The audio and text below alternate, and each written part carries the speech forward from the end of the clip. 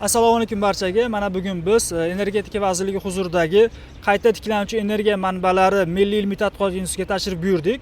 Ushbu institutda bir qancha laboratoriyalar bor. Shulardan bittasi quyosh fotolik tizimlarini, quyosh panellarini hamda quyosh invertorlarini sinovdan o'tkazadigan, sifatini baholaydigan hamda xalqaro standartlarga mosligini tekshiradigan maxsus laboratoriya bor. Ushbu laboratoriya mudiri Alisher aka hisoblanadi. Alisher aka, qisqacha ushbu laboratoriyaning faoliyati, qanday testlarni amalga oshirish bo'yicha ma'lumot berib o'tib ketsangiz. Avvalambor assalomu alaykum. Alaykum Bizni institutga, laboratoriyamizga tashrif buyurganingizdan, ya'ni ko'rib turganimizdan xursandmiz. Rahmat. Bizni laboratoriya haqida qisqacha ma'lumot beradigan bo'lsak, bizni laboratoriya hozirgi kunda O'zbekistonda yagona, ya'ni sohada yagona akkreditatsiyadan o'tgan davlat laboratoriyasi hisoblanadi. Bu laboratoriyamiz, mazkur laboratoriyamiz O'zbekiston Respublikasi Prezidentining 5063-sonli, ya'ni hamda Vazirlar Mahkamasining 127-sonli qarorlariga asosan tashkil qilingan.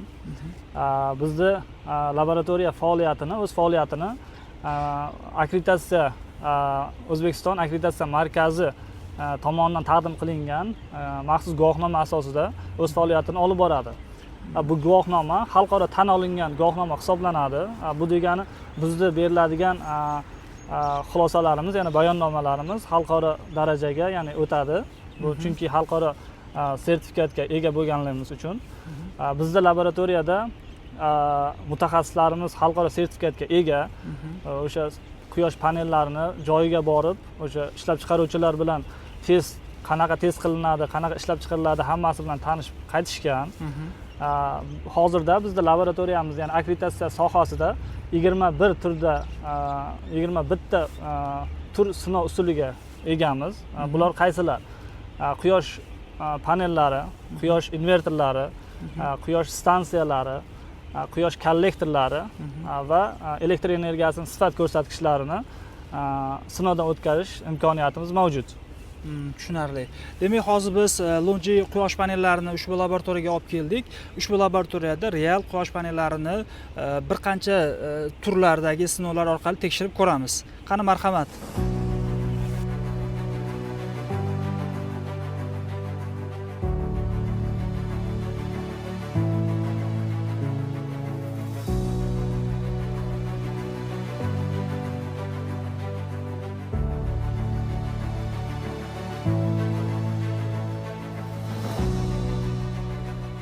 Muzaffar aka, ushbu laboratoriyada aynan shu quyosh panellarini o'zini o'lchaydigan qanaqa testlari bor aka?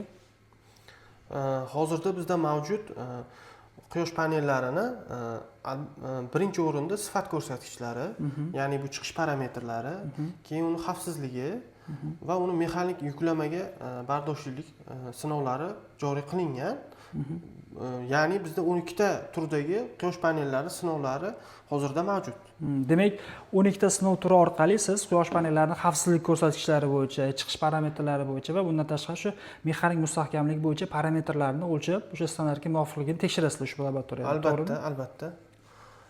Hozirda biz ushbu fotoelektrik modulni, quyosh panelini birinchi vizual sinovini amalga oshirdik. Bunda quyosh panelining maxsus o'lchamlari, buni massasi, og'irligi va buni har bitta yacheykasi ko'z bilan birin-ketin sinchkovlik bilan o'rganib chiqiladi va ko'z bilan aniqlanadigan defektlar aniqlanishi mumkin bo'ladi bu sinovda. Demak, bu birinchi sinovda faqatgina shu ko'z bilan ko'rish mumkin bo'lgan qisqa defektlar, kamchiliklar demak bu yerda ko'riladi va bundan keyin agar shu birinchi vizual testdan o'tgandan keyin demak ikkinchi sinovlarga o'tiladi. Shunaqami? Albatta.